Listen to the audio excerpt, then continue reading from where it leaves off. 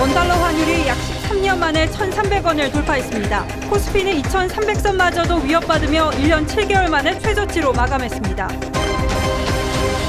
윤석열 대통령의 치안감 인사 번복은 경찰이 자체 추천 인사를 대통령 재가도 없이 그냥 발표한 것이라며 중대 국기문란이라고 했습니다.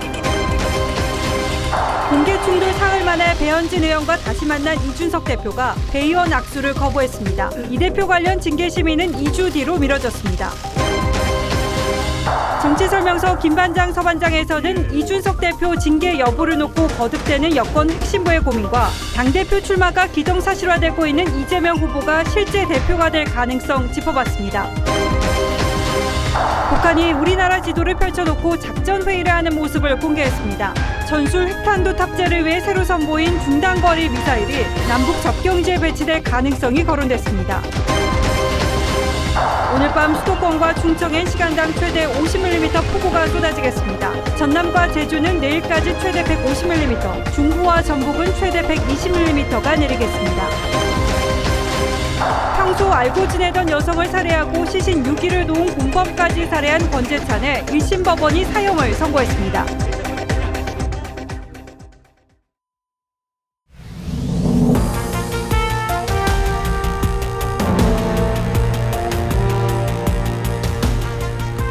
시청자 여러분 안녕하십니까? 뉴스9의 신동욱입니다.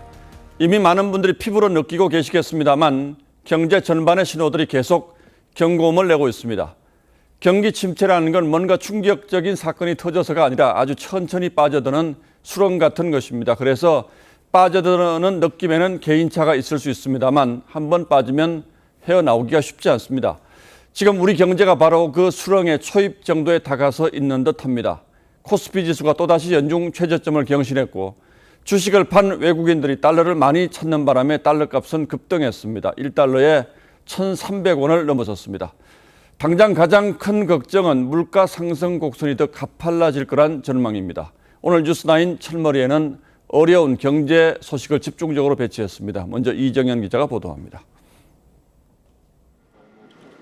외환시장이 열린 지 9분 만에 원달러 환율은 심리적 저항선인 1,300원을 넘어섰습니다. 치솟는 환율을 방어하기 위해 정부가 구두 개입에 나선 데 이어 환율 상승에 따른 시장 불안 등 부정적 영향이 최소화될 수 있도록 필요시 시장 안정 노력을 실시하는 실제 달러까지 푼 것으로 알려졌지만 환율은 결국 1,301.8원으로 마감했습니다. 환율이 1,300원을 넘어선 건 1997년 외환위기와 2001년 IT 버블, 2009년 금융위기 세 차례로 모두 위기 상황이었습니다. 시장에선 13년 만에 1,300원이 뚫린 만큼 환율이 1,350원까지 오를 수 있다고 보고 있습니다. 침체 공포에 질린 외국인들이 우리 증시에서 주식을 팔아 달러를 사는 셀코리아가 멈추지 않고 있기 때문입니다. 글로벌 긴축 우려 그리고 인플레이션 우려 속에서 글로벌 달러 강세를 보이고 있는 상황에서 순매도한 자금을 역송금하는 수요가 외국인의 매도 폭탄에다 깡통 계좌가 속출하면서 코스피와 코스닥도 이틀 연속 연중 최저점을 갈아치웠습니다. 좀처럼 경기 침체 공포를 잠재울 만한 반등 신호가 나오지 않으면서 코스피가 2,000선까지 떨어질 수 있다는 전망까지 나오고 있습니다. TV조선 이정현입니다. 이렇게 달러 값이 비싸지면 달러 주고 외국에서 물건 사오는 수입업체들이 가장 큰 타격을 입습니다. 1년 전만 해도 1,100원에 사오던 물건을 이제는 1,300원을 줘야 하니까요.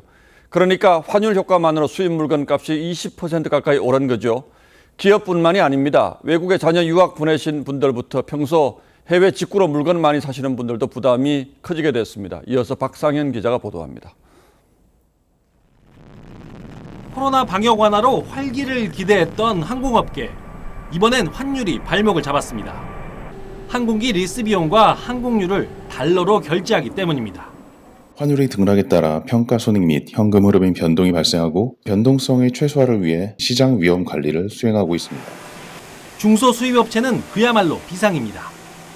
급격히 오른 환율로 원자재 결제 대금이 급등하자 공장 가동을 중단해야 할 위기에 처했습니다. 우크라이나 전쟁발 원자재 가격 급등과 물류난에 이어 이번에는 고환율이라는 삼중고에 시달리는 겁니다. 지금 수입을 할 수 있는 상황이 아니라서 보류하고 있거든요. 중단해가지고 거의 안 하고 있고요.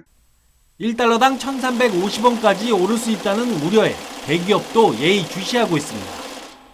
한 대기업은 해외 투자를 확대하는 상황에 달러 강세가 장기간 유지되는 건 부담이라고 말했습니다. 해외 유학생을 둔 학부모들은 당장 학비 송금이 고민입니다. 지난 학기에 비해 달러당 100원 이상이 올랐기 때문입니다. $10,000를 송금하면 올해 초에 비해 100만 원이 더 드는 겁니다. 부활학기 학비랑 생활비 보내려면 돈이 훨씬 더 들어요. 최소한만 송금하자니 환율이 좀 떨어진다는 보장도 없고. 고환율 공포에 가게와 기업 모두가 떨고 있습니다. TV조선 박상현입니다. 코로나 위기를 극복하기 위해서 그동안 전 세계가 돈을 너무 많이 풀었고 이 때문에 물가 상승 압력이 커지자 또 한꺼번에 돈을 회수하려 하면서 지금 이런 일이 벌어지고 있는 겁니다. 때문에 이 현상은 전 세계적인 현상이고 결국은 충격을 최소화하면서 슬기롭게 극복할 수밖에 없습니다.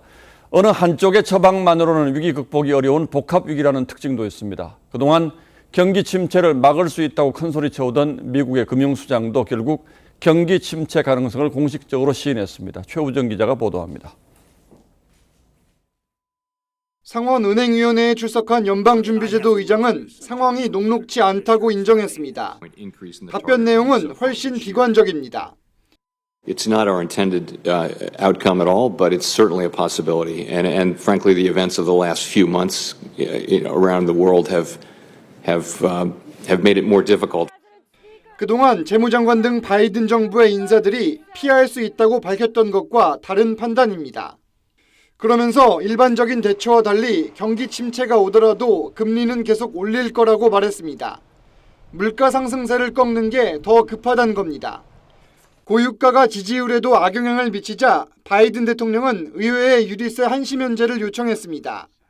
We can bring down the price of gas and give families just a little bit of relief. 갤런당 18센트인 연방 유류세를 석 달 동안 면제해 주자며 각 주들이 매기는 30센트 안팎의 주 유류세도 한시적으로 없애달라고 촉구했습니다.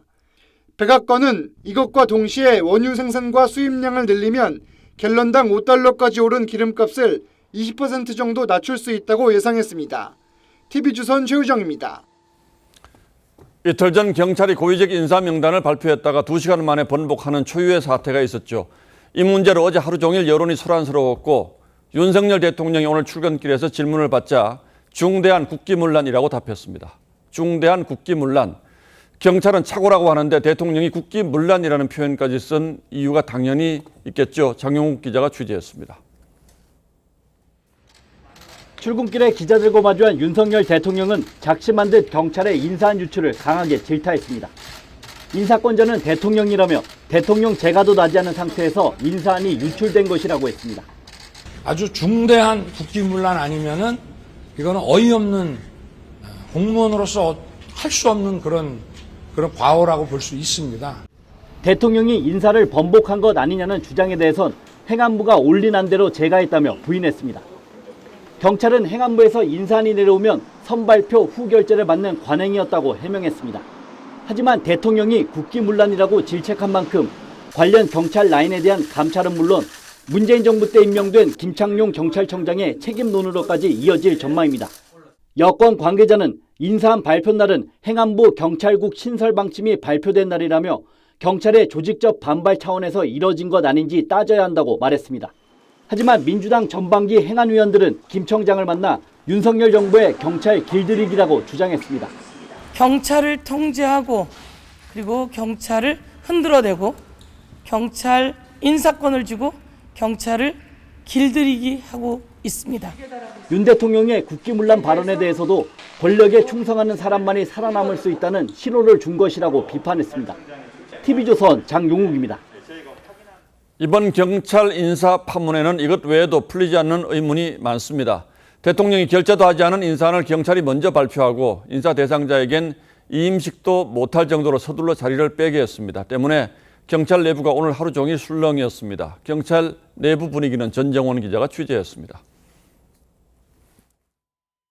통상 치안감 이상 인사는 후보안을 놓고 경찰과 행안부, 대통령실이 사전 협의합니다. 그런데 21일 오후 6시 15분 행안부에 파견된 치안정책관이 최종안이 아닌 초안을 경찰청에 보냈습니다. 대통령 결재도 없는 잘못된 안이었는데도 경찰은 7시쯤 내부망에 그대로 공지했습니다. 경찰은 관례대로 정부에서 온 인사안을 발표했다고 했지만 부처 간 충분한 협의가 이뤄진 거냐는 지적이 나왔습니다. 결국 8시 38분 치안감 7명 보직이 바뀐 인사안이 다시 경찰에 보내졌고 9시 34분 최종안이 발표됐습니다. 경찰에서 행안부로 그 자체적으로 추천한 인사를 그냥 고지를 해버린 거예요. 그런데 행안부가 잘못된 안을 2시간 가까이 방치한 것을 놓고 석연치 않다는 반응이 쏟아졌습니다. 그 사이 경찰과 행안부 사이에 추가 협의를 한 것도 아닌데 그대로 뒀다는 겁니다. 인사 발표 바로 다음 날 새 부임지 출근 지시를 놓고도 뒷말이 나왔습니다. 이임식도 없이 이렇게 간부를 인사발령 내는 것은 이거는 바로 경찰 길들이기입니다. 김창룡 경찰청장이 사퇴 수습을 한다며 이상민 행안부 장관 면담을 요청했지만 사실상 거부됐고 대통령 질책까지 더해지면서 경찰 내부는 크게 술렁이는 상황. 경찰 안팎에선 이번 인사 과정에서 행안부와 경찰 간 불신이 그대로 드러났다는 지적이 나옵니다. TV조선 전정원입니다. 국민의힘 윤리위가 어젯밤 5시간 동안 마라톤 회의를 열었지만 이준석 대표 징계 문제를 매듭짓지 못했습니다. 일단 2주 뒤로 징계 결정을 미루기로 했는데 경찰 수사가 진행 중인 점도 고려된 걸로 보입니다. 오늘 아침 열린 국민의힘 최고위원 회의장에서는 이 대표의 불편한 마음이 그대로 카메라에 잡혔습니다. 보도에 한송원 기자입니다. 이준석 대표가 최고위 회의장에 들어오자 배현진 최고위원이 걸어가 악수를 청하지만 이 대표는 손을 뿌리친 뒤 자리에 앉습니다. 배 최고위원은 다른 최고위원과 악수하고 자리로 돌아오면서 이 대표의 왼쪽 어깨를 찰싹 때렸습니다. 두 사람은 그동안 비공개 회의 발언 유출 문제 등을 놓고 충돌해왔습니다. 아니 어차피 유출시킨 거잖아요. 뭘 유출시킵니까? 본인이 얘기 제일 많이 하셨어요, 여태까지. 이 대표 성상납 증거인멸교사 의혹에 대해 윤리위는 어젯밤 자정 무렵까지 5시간 가까이 회의를 열었지만 징계 결정은 2주 후인 다음 달 7일로 미뤘습니다. 이 대표는 재차 결백을 주장하며 당의 혁신 동력을 갉아먹고 있다고 비판했습니다. 징계 때문에 계속 이름이 오르는 제 입장에서는 야, 이건 뭐 기우제식 징계냐. 윤리위 측은 이 대표의 소명을 들은 뒤 징계 심의를 할 것이라고 밝혔습니다. 이런 가운데 이 대표가 추진해온 혁신위원회는 최재형 위원장을 비롯해 15명의 위원이 참여한 가운데 공식 출범했습니다. TV조선 한송원입니다.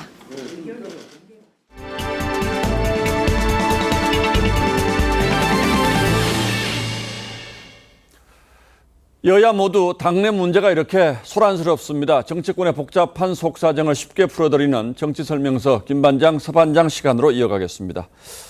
먼저 여당 김정호 반장이 준비한 설명서부터 풀어보죠. 네, 오늘 설명서는 바로 이준석 계륵 되나입니다. 예, 보통 계륵이라고 하면 쓸모는 없는데 버리기는 아깝다, 버리기는 애매하다, 이제 이럴 때 쓰는 얘기인데 이준석 대표 징계 문제로 여권 핵심부의 고민이 그만큼 크다는 얘기인가요? 네, 맞습니다. 넓게 보면 여권 전체의 계륵인데 조금만 좁혀보면 바로 이렇게 윤석열 대통령의 계륵이 될 수도 있습니다. 예. 이 대표는 지난 1년 동안 2030 청년층, 특히 2대남으로 불리는 젊은 남성 지지를 기반으로 바람을 일으켰다는 좀 측면이 있습니다. 그런데 이번에 그 징계로 대표직을 잃을 경우에 젊은 층 지지가 이렇게 이탈할 수 있다는 겁니다. 예. 2030들은 곧 자기들에 대한 공격으로 받아들이겠고 대거 이탈을 하게 되면 저 당은 역시 변하기 힘들겠구나라는 판단들을. 예, 이 대표가 국민의힘 외연 확장에 크게 기여를 하는 건 사실이죠. 그럼에도 불구하고 여권 핵심부의 전반적인 기류는 징계가 불가피하다, 뭐 이런 겁니까? 네, 그렇게 되면 부작용이나 후폭풍도 제법 있을 것 같은데 친윤계가 이준석 대표와 함께 가는 거는 아무래도 좀 어렵다고 봐야 되는 건가요? 그래서 제가 이 코너에서도 좀 몇 차례 언급해 드렸지만 바로 그 성접대 의혹과 관련한 이 대표의 증거인멸 교사 의혹 부분이 일단 간단치 않다는 게 가장 중요할 겁니다. 이 대표는 그 일로 당 지지율이 떨어졌냐 이러면서 문제가 없다는 주장을 굽히지 않고 있지만 성접대를 했다고 주장하는 당사자를 만나보라고 측근을 대전까지 보낸 건 좀 상식적으로 보긴 어렵다. 이런 지적도 만만치 않습니다. 예, 뭐 그렇긴 합니다만 이 문제가 내후년 총선 공천 문제를 둘러싼 파워게임의 성격도 있지 않습니까? 네, 그래서 그 보다 본질적인 부분이라고 봐야겠죠. 그 임기 초반 이렇게 여소야대와 경제 복합 위기 상황을 돌파하기 위해서는 당정이 긴밀하게 협력을 해야 하는데 이 대표가 자기 정치를 선언한 이상 그 같이 하기는 좀 불가능하다, 어렵다. 이게 바로 친윤 진영에 공감됩니다. 예. 여기에다가 이 대표가 이대남에 그 매몰돼 있어가지고 이대녀의 반감을 산 측면도 있기 때문에 이 대표를 징계해도 그 생각보다 젊은 층의 반발은 크지 않을 거란 분석도 하고 있습니다. 그런데 만약에 중징계가 나올 경우에 이 대표가 독자 세력화할 거다 이런 보도도 있던데 그 현실적으로 가능한 얘기입니까? 네, 그게 바로 좀 그 신당 창당 얘기 같은데요. 그 유승민 전 의원이 이를 도울 거란 좀 그럴싸한 시나리오까지 거론되고 있습니다. 예. 그 박지원 전 국정원장은 아예 그냥 여야 양쪽에서 그런 얘기가 나온다 이렇게 말을 했습니다. 총선을 앞두고 그러한 것은 반드시 필연적으로 얘기가 되고 또 창당 가능성도 있다. 유승민계가 좀 많이 위축돼 있고 또 이준석 대표 측이라고 할 만한 의원들도 사실 그렇게 많지 않아 보이는데 독자 세력화가 좀 아무래도 어렵지 않을까요? 그래서 그 이 대표도 그 단칼에 이거를 바로 일축했는데요. 그런 얘기야말로 자신을 공경에 빠뜨리려고 하는 그런 익명 인터뷰들이다. 그리고 내가 왜 신당 창당을 하냐 이렇게 반박을 했습니다. 차기 당권에 총선 공천에 국정 동력까지 얽혀 있어서 앞으로도 쉽게 풀릴 것 같지는 않군요. 자, 그럼 야당 서주민 반장이 준비한 건 뭐죠? 예, 제가 준비한 건 이재명 나오면 이길까입니다. 이재명 의원의 당대표 출마 기정사실로 받아들여지고 있는 분위기죠. 예. 오늘부터 시작된 1박 2일 민주당 의원 워크숍도 이 문제가 주요 쟁점이 될 듯한데 여기에 참석한 이재명 의원이 한 말을 먼저 들어보시죠. 혹시 당대표 출마 관련해서 결심을 서셨는지요? 의견을 계속 듣고 있습니다. 제가 아직 어떤 결정을 할 수 있는 상황이 아니기 때문에. 그런데 반대하는 의원들의 목소리가 아주 크고 그 수도 만만치가 않은데 만약에 출마를 한다면 대표가 될 수는 있을까요? 예, 이달 초 발표된 여론조사 한번 보시죠. 이 민주당 대표로 누가 적합한지 묻는 질문에 전체 응답자의 32.1%가 이렇게 이재명 의원을 꼽았습니다. 김부겸 전 총리를 제외하면은 다른 후보군들은 이 한 자릿수로 좀 미미하죠. 예. 특히 민주당 지지층에서는 67.7%로 절반을 가뿐히 넘겼습니다. 더구나 민주당 전당대회는 이게 좀 그 민심보다는 당심이 더 중요하게 작용하는 구조인데 그 당선 가능성이 상당히 높겠네요. 예, 그렇습니다. 또 급격히 늘어난 권리당원 숫자도 주목해 볼 필요가 있습니다. 1년 전 전당대회 때 권리당원 수가 69만 명이었는데 현재는 50만 명 가까이 늘어난 120만 명 정도로 추정이 됩니다. 특히 대선 이후 가입한 약 20만 명 가운데 상당수가 이 의원의 강성 지지층, 그러니까 이른바 개딸로 추정이 됩니다. 그 친명계에서 권리당원 투표 비중을 높이자 이런 이야기가 나오는 것도 바로 이제 그런 배경 때문이겠네요. 그렇습니다. 그거에 대항해서 반명 진영에서는 현재 단일 지도 체제를 집단 지도 체제로 바꾸자는 주장을 하고 있습니다. 그러니까 현실적으로 이재명 의원이 당대표 나오면 막는 게 어려우니까 지도 체제를 바꿔서라도 견제해 보겠다 이런 얘기군요. 그렇습니다. 하지만 이 친명계에서 강하게 반대하고 있기 때문에 쉽지는 않아 보이고요. 결국 현재 40%인 이 권리당원 투표 반영 비율을 얼마나 늘릴 것이냐, 이게 최대 쟁점이 될 것 같습니다. 예. 전당대회 일정상 2주 안에 룰을 확정지어야 하기 때문에 다음 주 이 문제가 야당의 가장 뜨거운 감자로 떠오를 듯합니다. 이재명 의원이 당대표가 되면 그 윤석열 정부와의 관계 설정도 지금과는 상당히 달라지겠네요. 예, 그렇죠. 이 의원을 둘러싼 수사 상황이 최대 변수입니다. 이 의원이 당대표가 되면 현 정권과 민주당 전체의 대결 구도가 될 수밖에 없겠죠. 이 의원에 대한 소환이나 또 강제 수사가 진행이 될 경우 이 강대치로 치닫을 수밖에 없습니다. 자, 그리고 또 하나 이재명 의원이 당대표가 되면 분당될 가능성이 있다 이런 얘기도 나오는데 이건 어떻습니까? 예, 이 의원의 당대표 출마를 둘러싼 갈등은 결국 공천 물갈이 공포에서 비롯된 측면이 높습니다. 그게 현실화된다면 충분히 가능성이 있습니다. 다만 반명 진영에서 이 당 밖에서 깃발을 들 만한 대선 주자급 인물이 나올 것이냐, 이게 변수입니다. 예, 여당은 이준석, 야당은 이재명, 이 두 사람의 정치적 운명이 앞으로 우리 정치판을 뒤흔들 변수가 상당 기간 동안 되겠군요. 예, 두 기자 오늘도 잘 들었습니다.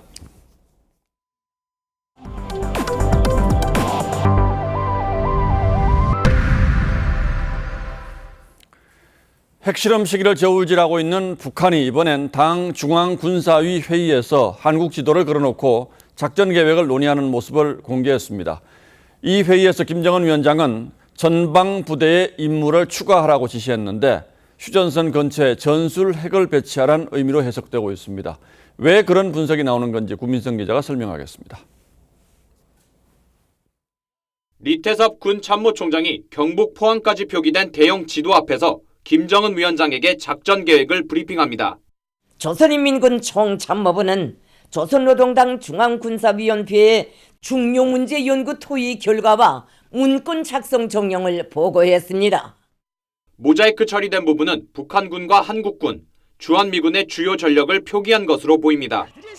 이 회의에선 전방부대 임무 추가, 작전계획 수정 등이 논의됐습니다. 전선 부대들의 작전 임무를 추가 확정하고 작전 계획을 수정하는 사업과 중요 군사조직 편제 개편과 관련한 문제들을 토의했습니다. 전술핵 미사일인 북한판 이스칸데르와 에이탱킴스를 휴전선 인근으로 전진 배치하려는 움직임으로 분석됩니다. 김 위원장은 지난 4월 전술핵 무기를 최전선 포병부대에서 운용하라고 지시한 바 있습니다. 우리 국가의 근본 이익을 침탈하려 든다면 우리 핵무력은 이외의 자기 돌직하는 사명을 결단코 결행하지 않을 수 없을 것입니다. 북한이 전술핵을 전방 배치하면 추적 탐지 요격 시간이 짧아져 방어가 어려워집니다. 호감시 정찰 수단들이 조금 좀 더 확보될 필요가 있다라는 것이. 킬체인 등 3축 체계를 신속히 구축하고 한미연합 차원의 미사일 방어 능력을 더 강화해야 한다는 지적입니다. TV조선 구민성입니다. 해수부 공무원 이대준 씨가 2년 전 북한에 사살되고 시신마저 소각됐을 당시 국방부는 만행을 저질렀다고 규탄했다가 사흘 만에 소각으로 추정된다고 말을 바꾼 바 있습니다. 이 입장 변화가 국가안전보장회의 사무처장이던 서주석 안보실 1차장의 지시에 따른 거란 주장이 여당에서 나왔습니다. 그래서 저희가 서 전 처장에게 그런 사실이 있냐고 직접 물어봤습니다. 김보건 기자가 취재했습니다. 2020년 9월 22일 사건 발생 이틀 후 국방부는 북한이 시신까지 불태우는 만행을 저질렀다고 발표했지만 그로부터 사흘 뒤 소각으로 추정된다며 북한과의 공동조사가 필요하다고 말을 바꿨습니다.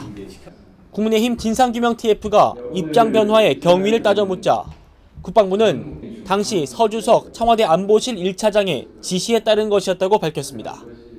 서주석 NSC 사무처장의 지시로 국방부에 공문을 보내서 지침서를 보내서 시신 소각으로 확정한 입장을 바꾸라고.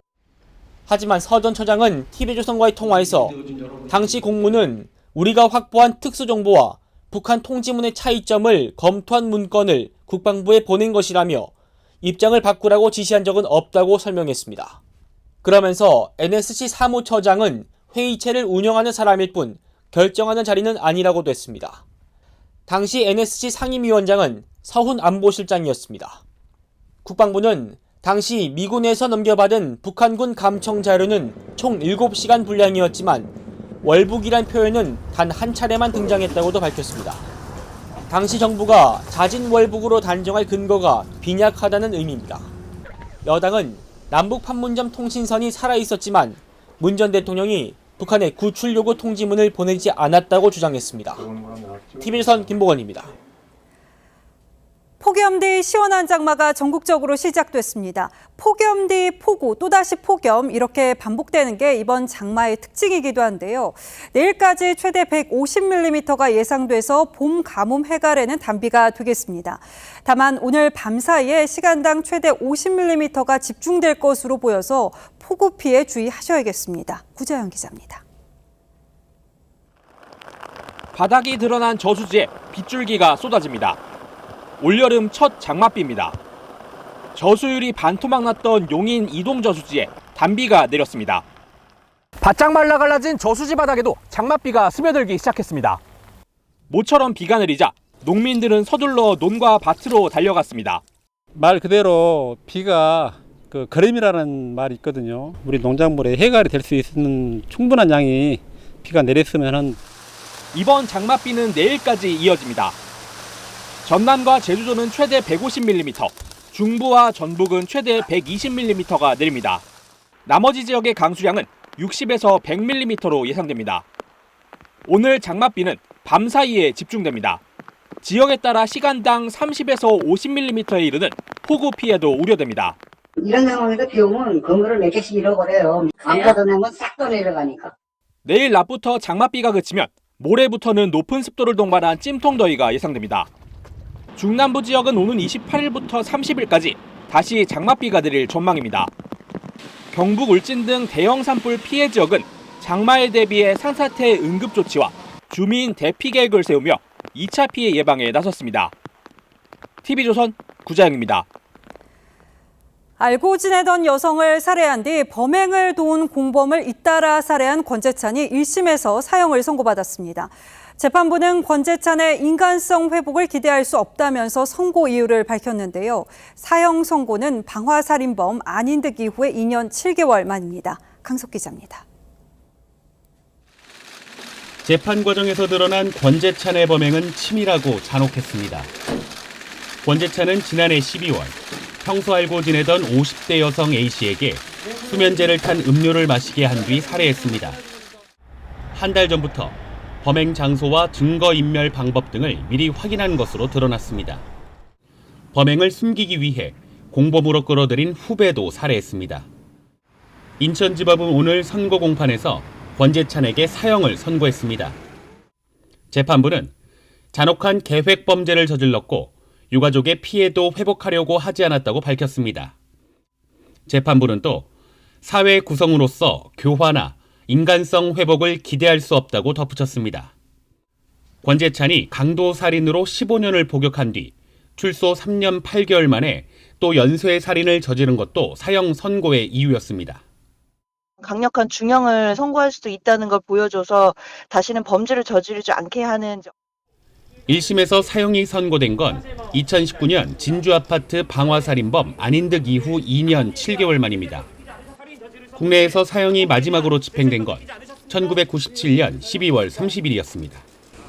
TV조선 강석입니다. 술에 취한 40대 남성이 택시기사를 폭행하고 택시를 빼앗아 직접 몰고 달아나는 사건이 서울 도심에서 벌어졌습니다. 이 남성 경찰이 추격 전 20분을 벌인 끝에 붙잡긴 했습니다만 이런 위험천만한 일을 벌인 이유가 황당합니다. 박한솔 기자의 보도입니다. 택시가 비상등을 켠 채 도로를 내달립니다. 그 뒤를 한 남성이 급하게 따라갑니다. 돌아온 남성은 길가에 서 있는 택시를 잡아 타고 다시 뒤쫓아갑니다. 새벽 2시쯤 40대 남성 A씨가 택시를 빼앗아 달아나자 기사가 추격에 나선 겁니다. 술에 취해 택시를 타려던 A씨는 기사가 예약된 차니 다른 차를 이용하라고 하자 갑자기 기사를 때리고 차에서 끌어내린 뒤 직접 택시를 몰았습니다. 주변에 있던 행인 2명이 이를 보고 말렸지만 그대로 차로 달아났습니다. 씩 뽑으려고 운전석 쪽으로 이렇게 몸에 매달린 거지. 근데 차가 막 앞뒤로 움직이니까 넘어진 거죠. A씨는 혈중 알코올 농도 0.172%의 만취 상태로 을지로에서 강남까지 6km 넘는 거리를 운전했습니다. 신고를 받고 출동한 경찰이 20분간 A씨와 추격전을 벌였고 다른 경찰까지 나서 도로를 막은 뒤 붙잡았습니다. 그 도로에 붙여져 있던 거 있잖아요. 지금 없을 겁니다. 떼서 가가지고. 경찰은 A씨에 대해 운전자 폭행과 절도, 특수상해 등 혐의로 구속영장을 신청할 예정입니다. TV조선 박한솔입니다.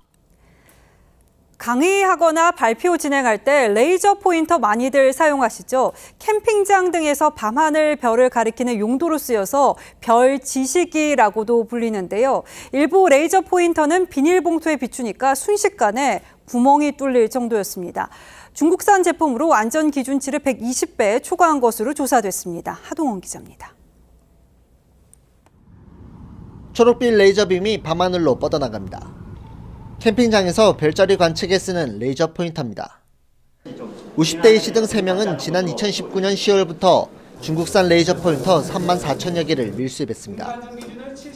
휴대용 랜턴으로 위장해 하나에 4,000원에 들여온 뒤 온라인을 통해 5배 가까이 비싼 가격에 되팔아 3억여 원을 챙겼습니다. A씨 등이 유통한 중국산 레이저 포인터의 출력량은 안전기준치를 최대 121배 웃돌았습니다. 밀수된 레이저 포인터를 풍선에 비춰보니 6초 만에 터지고 검은 비닐봉투의 경우 순식간에 구멍이 뚫렸습니다. 중국산 레이저 포인터에 눈이 직접 노출되면 실명의 위험도 있습니다. 망막과 맥락막의 온도를 올려서 단백질 변성을 일으키게 됩니다. 염증을 발생시켜서 시력에 영구적인 손상을 가할 수 있는 부산세관은 수입업자 A씨 등 3명을 불구속 입건하고 중국산 레이저 포인터 7천여 개를 압수했습니다. TV조선 하동훈입니다. 김원웅 전 광복회장이 횡령 의혹으로 사퇴한 이후에 고 장준하 선생의 장남 장우건 회장이 새 광복회장으로 선출됐고 이 과정에서 후보 간 담합 문건이 있었다는 소식 저희가 보도해드린 바 있죠. 보도 이후에 광복회원들이 장 회장 사무실을 찾아가서 사퇴를 요구하다가 몸싸움으로 번졌는데 이때 장 회장이 총으로 위협했다는 주장이 제기됐습니다. 장 회장은 총이 아니라 방어를 위해서 전기 면도기를 꺼낸 것이라고 반박했습니다. 어찌된 일인지 이채영 기자가 자세히 취재했습니다. 어제 오전 여의도 광복회관. 광복회원들이 장호건 신임 광복회장의 사퇴를 요구하러 찾아갔습니다. 고 장준하 선생의 장남인 장 회장이 지난달 선출 과정에서 표 몰아주기 담합 문건에 서명을 한 걸 문제 삼은 겁니다. 회원들의 사퇴 요구에 장 회장과 신임 사무총장 등이 반발하면서 멱살잡이로 번졌습니다. 싸움 도중 장 회장은 손에 검은색 물체를 들어 광복회원 이완석 씨 쪽으로 향했는데 이 씨는 이게 권총이라고 주장했습니다. 까만색 총입니다. 까만색 총. 길이는 한 15cm 됐습니다. 똑같아요, 진짜 총하고. 너무 당황하면 말도 안 나오잖아요. 하지만 장 회장은 전기 면도기였다고 반박했습니다. 자동면이 큰 게 있어요. 그것을 회장님 사무실 책상에 내 책상 옆에 있었다고 그게 또 나도 방어해야 될 거네. 아니 총을 어떻게 갖고 있어? 하지만 이 씨는 장 회장과 가까운 인사가 어젯밤 장난감 총이라고 해명했다가 수정한 글도 제시했습니다. 판례는 마요네즈 병을 위험한 물건으로 본 적이 있습니다. 위험한 물건을 휴대해서 협박하면 성립될 수 있기 때문에 장난감 권총이 되었던 전기 면도기가 되었던 수사기관에서는 이 씨는 장 회장을 특수협박 등 혐의로 경찰에 고소했습니다. TV조선 이채연입니다. 수원지검이 쌍방울그룹 본사 등의 압수수색을 벌였습니다. 아시다시피 해당 기업은 지난 대선 당시에 이재명 의원이 경기지사 시절 선거법 위반 재판에 변호사비를 대납해줬다는 의혹이 제기된 기업 가운데 하나로 꼽혀서 논란이 일기도 했죠. 오늘 압수수색은 쌍방울의 시세 조종 혐의에 따른 것이긴 합니다만 이 압수수색 주체가 변호사비 대납 의혹 사건을 수사 중인 수원지검인 점을 감안해서 상황을 들여다봐야 할 것으로 보입니다. 백연상 기자가 취재했습니다. 수원지검이 쌍방울 그룹 본사와 계열사 6군데 40여 명의 검사와 수사관을 보내 압수수색했습니다. 지난해 이스타항공 인수설 등으로 주가가 상승한 쌍방울은 시세 조종 혐의와 전환사채 부정거래 등으로 시세 차익을 챙긴 의혹을 받습니다. 검찰 관계자는 쌍방울 그룹과 계열사 간의 자금 흐름과 전환사채 거래 내역, 그룹 공시 관련 자료 등이 압수수색 확보 대상이라고 밝혔습니다. 검찰은 쌍방울 본사와 계열사의 회계부서를 집중 수사했습니다. 압수수색 자료를 통해 쌍방울 그룹의 자금 흐름이 파악되면 검찰은 더불어민주당 이재명 의원의 변호사비 대납 의혹도 들여다볼 것으로 전망됩니다.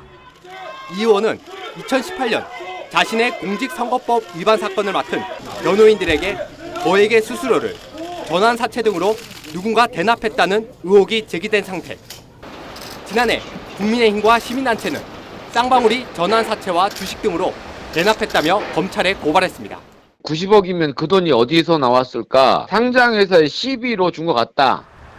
쌍방울 측은 이에 대해 이재명 의원과는 전혀 관련이 없고 의혹은 사실 무근이라고 해명했습니다. TV조선 백연상입니다. 외국인이 국내 고가 아파트를 쇼핑하듯 사들인다는 소식 계속 전해드렸죠. 40대 미국인이 혼자서 45채를 사들인 경우도 있었습니다. 국내 부동산 규제의 허점을 노린 경우가 대부분이어서 그동안 내국인과의 역차별 논란이 많았었는데요. 정부가 대대적인 투기 차단에 나섰습니다. 이뮤진 기자입니다. 강남의 대표적 고가 아파트 단지. 전용 408제곱미터 89억 원에 달하는 펜트하우스를 지난해 한 30대 중국인이 사들였습니다. 모두 은행 대출이었습니다. 서울에선 15억 원 이상 집을 살 때 대출을 한 푼도 못 받지만 이 중국인은 해외 현지은행에서 대출을 받아 국내 규제를 피해갔습니다. 40대 미국인이 혼자 45채를 사들이거나 8살 중국인이 아파트를 매입한 경우도 있습니다. 부동산들이 많이 오르고 하다 보니까 땅이 좁기 때문에 상승 요소가 많이 있다고 생각해서 정부가 그동안 내국인과의 역차별 논란을 빚어온 외국인들의 아파트 쇼핑을 조사하기로 했습니다. 2년여간 거래 가운데 투기성 거래로 의심되는 1000여 건을 추려 자금 불법 반입과 불법 임대 등을 조사하겠다는 겁니다. 외국인의 투기가 의심되는 거래와 관련한 자료에 대해서는 관세청 등 관련 기관과 정기 공유하여 불법 행위를 엄정 단속. 외국인들의 주택 매매는 전체 주택 거래 1% 미만이지만 해마다 늘고 있고 핵심 지역 집값을 자극한다는 지적을 받아왔습니다. 정부는 특정 지역을 외국인 거래 허가 구역으로 지정하는 방안과 함께 자금 조달 계획서 의무화도 검토하고 있습니다. TV조선 임유진입니다. 다음 뉴스입니다. 그동안 너무 경직되게 운영돼 부작용이 크다는 지적을 받아온 주 52시간 근무제에 대해서 정부가 개선안을 내놨습니다. 근무 시간을 지금의 주 단위에서 월 단위의 총량제로 바꾸는 안을 검토하기로 했습니다. 한국의 오랜 전통이던 연공 서열에 따른 임금 체계도 개혁 대상으로 지목했습니다. 서영일 기자입니다. 정부가 추진하는 노동시장 개혁의 핵심은 주 52시간제 개편입니다. 주 52시간제론 기업별로 다양한 경영 환경에 유연한 대처가 어렵다는 이유에서입니다. 그래서 정부가 내놓은 대안은 근무 시간을 주 단위가 아니라 월 단위 총량제로 관리하는 안입니다. 근로자들을 위해 휴일, 휴가를 활성화하고 재택, 원격 근무 등 다양한 근무 방식도 도입할 예정입니다. 워라밸, 시간 주권이 중시되면서 일하고 싶을 때는 일하고 쉬고 싶을 때는 쉴 수 있도록 근로시간을 자율적으로 결정하게 해달라. 임금 개편에도 나서 연공제 임금 체계와 임금 피크제 등도 개선할 계획입니다. 경영계는 아직도 숙제가 많다는 입장입니다. 사업장 점거, 부당노동행위 제도 같은 법제도 개선 내용이 포함되지 않았는데 이 부분도 좀 서둘러. 노동계에선 비판적인 목소리가 나옵니다. 우리나라의 고질적 문제인 저임금 장시간 노동 체계를 공고히 하겠다는 노동시장 개혁이 노사 간 뜨거운 쟁점으로 떠올랐습니다. TV조선 서영일입니다. 금리가 급격하게 오르면서 대출이자 부담을 호소하는 분들이 많아졌습니다. 그렇다면 당연히 저축이자도 올려주는 게 맞죠. 그런데 은행들의 얄미운 이자 장사 관행이 오히려 기승을 부리고 있어서 정치권에서도 경고의 목소리가 나왔습니다. 어떤 문제가 있는 건지 이광희 기자가 보도합니다. 서울에 사는 직장인 A씨는 전셋값의 80%인 1억 8천여만 원을 대출받았습니다. 금리가 치솟으면서 한 달 이자로만 월급의 10%가 넘는 57만 원이 빠져나갑니다. 이제 대출 이자가 이것보다 더 많이 올랐을 때는 이제 그걸 진짜 감당할 수 있을지. 코로나 위기를 대출로 버텨온 자영업자들도 한숨만 나옵니다. 코로나 때 막 대출받고 막 이런 것들은 또 그걸 이제 지불해야 되니까 굉장히 불안한 마음으로. 가계 대출의 77%는 변동금리 대출이라 소비자들이 금리 인상 부담을 고스란히 지게 됩니다. 반면 예금 금리는 더디 오르면서 예대 금리 차가 2018년 6월 이후 3년 10개월 만에 최대 폭이 됐습니다. 국내 은행들의 1분기 이자 수익은 12조 6천억 원으로 지난해 같은 기간보다 16%나 늘었습니다. 국내 은행들이 이자 장사로 큰 돈을 번다는 비판이 커지자 이복현 금융감독원장에 이어 여당도 압박에 나섰습니다. 예금과 대출금리 차이로 과도한 폭리를 취했다는 비판이 시장의 자율성을 해치지 않는 범위 내에서 고통 분담 노력을 함께 해야 합니다. 윤 대통령도 금리 상승기에 금융소비자의 이자 부담이 가중되지 않도록 금융당국과 금융회사가 협력해야 한다고 말했습니다. TV조선 이광희입니다. 김동연 경기지사 당선인이 과거 기재부 장관이 되자 아주대 총장 시절에 비서를 데려가기 위해서 없던 자리까지 만들었다는 의혹이 제기됐습니다. 그리고 비슷한 시기에 아주대는 이 비서의 이직과 복직이 용이하도록 교칙을 개정했다는 의혹도 있습니다. 김 당선인 측은 전혀 사실이 아니라며 의혹을 제기한 사람을 고발한 상태라고 밝혔습니다. 황병준 기자의 단독 보도입니다. 김 당선인이 기재부 장관이던 지난 2017년 12월 기재부는 직원 심리 관련 프로그램 개발을 위한 기간제연구원 채용 공고를 냅니다. 6대1의 경쟁률을 뚫고 합격한 사람은 김당선인의 아주대 총장 시절 비서였던 A씨. 기재부가 해당 직무에 외부 인력을 채용한 건 처음이었고 A씨 퇴직 후엔 대체 인력도 뽑지 않았습니다. 한시적으로 이제 전문 인력이 필요해가지고. 당시 아주대는 공교롭게도 A씨의 이직과 복직이 용이하게 교칙을 개정했다는 의혹이 나옵니다. 기재부 모집 공고 엿새 뒤 아주대는 교육부 지정기관에서 연구할 때 휴직이 가능하다던 조항을 국가기관에 임시 고용됐을 때로 개정했습니다. 덕분에 A씨는 기재부 1년 근무 후 아주대로 복직할 수 있었습니다. A씨는 이후 김당선인이 이사장인 시민단체 유쾌한 반란으로 이직했습니다. 두 사람이 아주대, 기재부, 유쾌한 반란까지 세 곳에서 4년 넘게 함께한 겁니다. 김당선인 측은 해당 의혹 제기자를 이미 고발한 상태라며 법정에서 사실관계를 밝힐 것이라고 했고 세부적인 내용은 잘 모릅니다만 인사과에서 처리한 얘기이기 때문에 기재부와 아주대 측은 규정과 절차를 준수했다고 했습니다. A씨는 전화와 문자 메시지에 답을 하지 않았습니다. TV조선 홍명준입니다. 요즘 돈이 있어도 새 차를 살 수 없다고 하죠. 이 차량용 반도체가 부족해서 일부 인기 차종은 1년 넘게 기다려야 하는 경우도 있습니다. 이 때문에 한동안 중고차 가격도 많이 올랐었는데요. 어찌된 일인지 요즘은 중고차 시세가 오히려 떨어지고 있다고 합니다. 김충영 기자가 취재했습니다. 지난해 말부터 시작된 신차 출고 지연 사태로 중고차 매물이 줄고 있습니다. 새 차를 못 받으니 원래 타던 차를 내놓지도 못한 것입니다. 그렇다면 중고차 가격은 올랐을 것 같은데 최근 유가 폭등에 차량 구매 심리가 얼어붙었습니다. 차량을 구입을 해서 저희가 판매하는 기간까지 빠르면 한 달 이내에 걸렸는데 지금 많게는 3개월, 5개월 정도 저희가 보고 있고요. 이달 들어 거래 건수도 줄고 가격도 5% 정도 하락했습니다. 이 매장은 오후 2시가 돼서야 첫 손님이 왔습니다. 좀 SUV 쪽으로 좀 보고 있습니다. 예전에 보러 왔을 때보다는 가격적으로는 조금 더 떨어진 것 같고요. 특히 경유차는 애물단지 취급을 받습니다. 차고에 있는 매물 대부분이 경유 차량입니다. 경유 가격이 가파르게 오르며 지난주엔 휘발유 가격을 넘어섰습니다. 경유 유류비가 너무 올라가다 보니까 지금 디젤 특히 SUV 차량 같은 경우는 가격이 굉장히 많이 떨어졌어요. 저희도 매입을 하기 겁날 정도로. 반도체 수급난도 유가 고공행진도 지속될 것으로 보여 중고차 거래는 당분간 활기를 찾기 힘들 것으로 전망됩니다. TV조선 김충영입니다. 미국에선 최근 멀쩡히 다니던 직장을 그만두는 사람이 많아졌습니다. 퇴직이 유행이라는 말이 생길 정도인데요. 기업들이 일할 사람을 구하려고 안간힘을 쓰는 지경입니다. 어떤 연유인지는 신인석 기자가 전하겠습니다. 노조 설립안이 통과되자 환호성이 터져나옵니다. 시총 세계 1위, 애플에서 46년 역사상 처음 노동조합이 결성됐습니다. We're literally the face of Apple. How is it fair that we are being dictated as to what to do, what to say, how to act? 스타벅스, 아마존에서도 노조가 설립됐습니다. 일할 사람이 부족해지면서 근무 여건 개선을 위해 노조가 필요하다고 직원들이 강력히 요구한 결과입니다.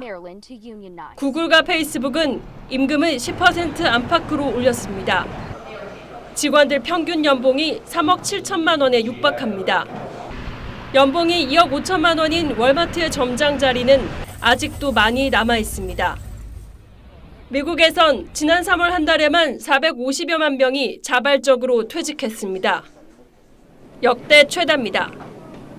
재택근무가 일반화되면서 직장을 옮기는 데 대한 부담감이 줄어든 데다 퇴직을 해도 실업수당이 월 300만 원에 달합니다. We're going to make it clear that anyone collecting unemployment who is offered a suitable job must take the job. 이런 세태를 반영해 팝스타 비욘세는 지금 막 회사를 그만뒀다는 내용의 신곡을 발표해 폭발적인 호응을 얻고 있습니다. TV조선 신은서입니다. 조순 경제부총리가 향년 94세로 별세했습니다. 고인은 서울대 경제학과 교수로 재직하면서 경제학의 대표적 교과서인 경제학 원론을 펴내는 등 경제학의 거목으로 불렸습니다. 1988년 부총리 겸 경제기획원 장관을 거쳐서 한국은행 총재, 서울시장, 민주당 총재, 한나라당 총재 등을 지냈습니다. 요즘 프로야구 한화 부진이 길어지고 있습니다. 역대 최초 3년 연속 10연패를 기록하면서 21세기 최약체라는 오명까지 떠났기에 이르렀습니다. 이다솜 기자입니다. 대타 변우혁의 한방. 하지만 거기까지였습니다. 5대6 석패. 하나가 10연패에 빠지며 프로야구 최초 3년 연속 10연패의 흑역사를 썼습니다. 최근 2주일간 1승도 기록하지 못해 팀 승률은 3할 2푼 8리까지 떨어졌습니다. 어느덧 9위 NC와도 5.5게임 차까지 벌어지며 3년 연속 최하위가 유력해졌습니다. 특히 실책이 많아도 너무 많습니다. 롯데가 지난 한 해 동안 팀 실책 85개를 기록했는데 올 시즌 하나는 벌써 72개로 눈살을 찌푸리게 하는 플레이를 양산하고 있습니다.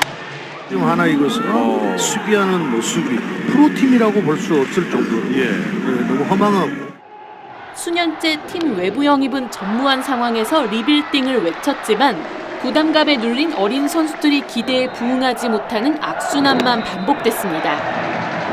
삼성 외야수 김원곤도 프로야구 불명예 기록에 다가서고 있습니다. 안타성 타구도 상대 호수비에 걸리는 불운 속에 43타석 무안타를 기록. 삼성 타자 최장 무안타 기록을 세웠고 프로야구 최장 기록에도 근접하고 있습니다. 두산 페르난데스는 역대 최초로 전반기에만 무려 20개의 병살타를 기록하는 등 올 시즌 그라운드에는 불명예 기록들이 쏟아지고 있습니다. TV조선 이다정입니다.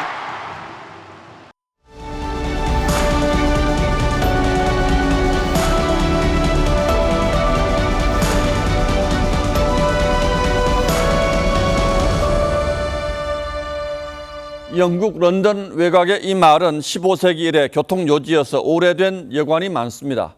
수백 년 전 수탁여관과 황소여관이 명물이죠. 거기서 묵었던 여행자들이 경쟁하듯 얼토당토하는 이야기를 꾸며내면서 수탁과 황소 이야기라는 말이 생겨났다고 합니다. 황당무계한 이야기나 엉터리 해명을 뜻합니다. 동해에 사는 이 뚝지는 못생긴 데다 굼뜨고 느리기까지 합니다. 바위에 달라붙어 사는데 사람이 손을 뻗어도 달아나질 않는다고 합니다. 그래서 오래전부터 멍텅구리로 불려왔죠. 멍텅구리라는 말 자체가 뚝지에서 나왔다는 설도 있습니다. 모자라고 어리석은 사람을 가리켜 숙맥이라고 합니다. 한자 숙은 콩, 맥은 보리를 가리킵니다. 그러니까 콩과 보리도 구별 못한다는 고사성어에서 나온 말입니다. 경찰의 치안감 인사 번복 발표 사태는 알려진 경위가 황당해서 도무지 믿을 수가 없습니다.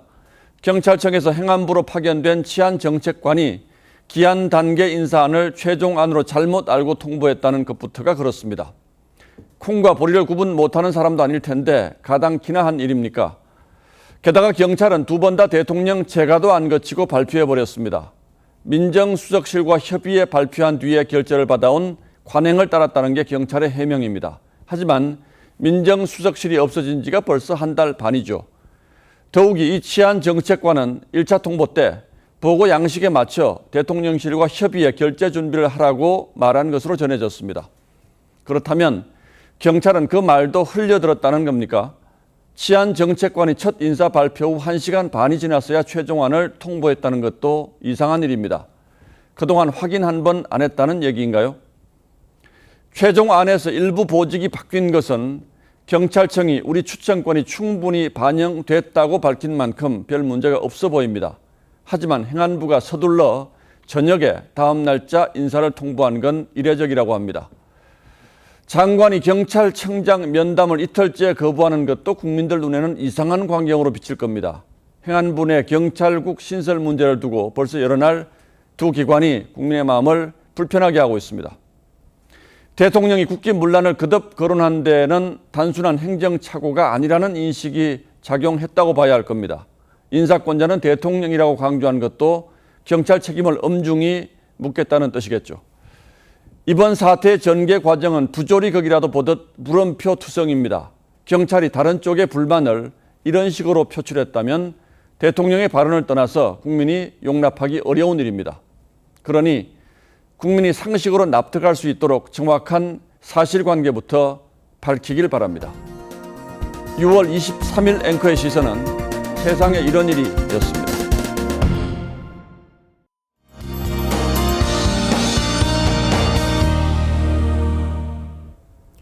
본격적인 장마가 시작됐습니다.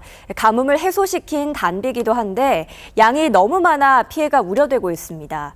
오늘 수도권만 해도 이미 100mm가 넘는 강수량을 기록했는데요. 지금은 중부 곳곳으로 시간당 50mm 안팎의 장대 비가 쏟아지고 있습니다. 호우특보도 발효 중인데요. 앞으로 밤 사이에는 충청 이남 지역에 비가 집중되겠습니다. 내일까지 전남과 제주 지역은 120에서 150mm 이상, 그 밖의 지역에서는 최고 100mm의 비가 더 내리겠습니다. 내일 오전에는 대부분 그치겠는데요. 비 때문에 날이 무척 습합니다. 기온이 오르면서 다소 불쾌감이 있겠는데요.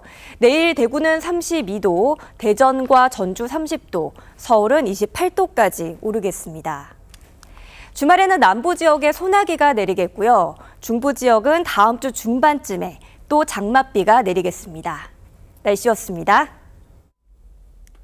예, 6월 23일 목요일 뉴스라인은 여기서 모두 마치겠습니다. 시청해주신 여러분 고맙습니다.